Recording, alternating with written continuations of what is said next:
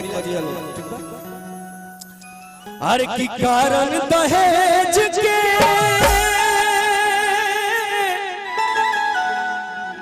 हर जरब जाल बेटी।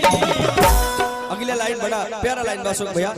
तबरे से पहिले हर तबरे से पहिले भूतावन जाली बेटी।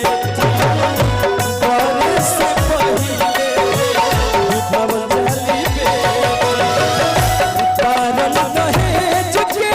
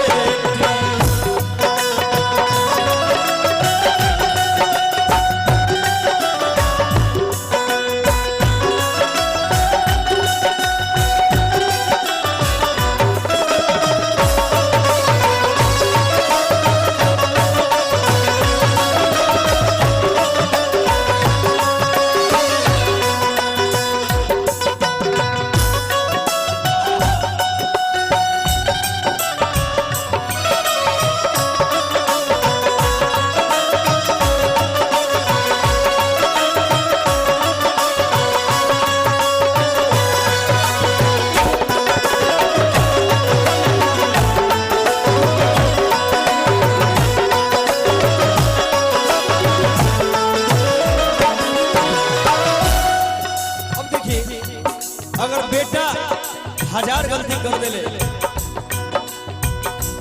तब बेटा के गलती माफ हो जाला। अरे चलो बेटे को गलती कर लस तक आवे, लेकिन वही बेटी जब गलती करेले या नैहर होके चाहे ससुरा होके तो ओकरा के बड़ा सतावल का।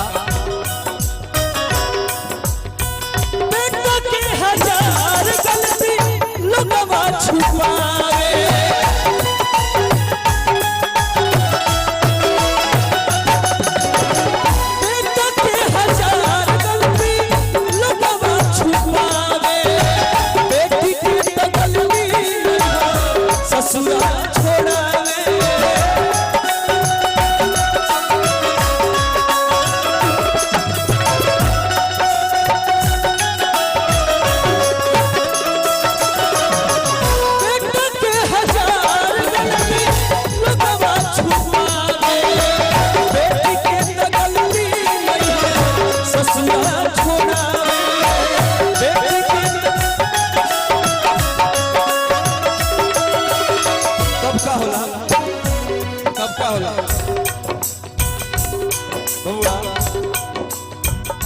कुतिया के लेखा दुर्दू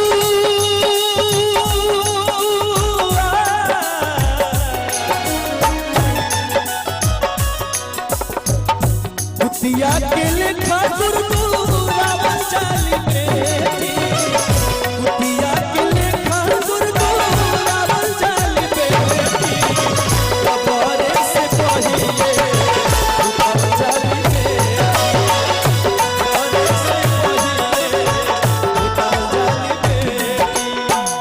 कारण दहेज के जरब जाल बेटी।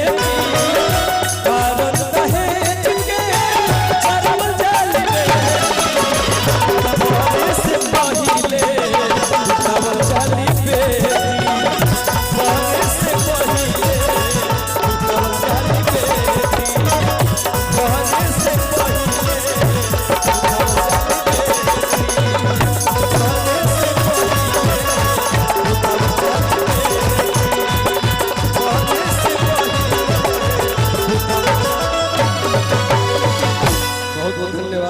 मुकेश भैया अगला कलाकार के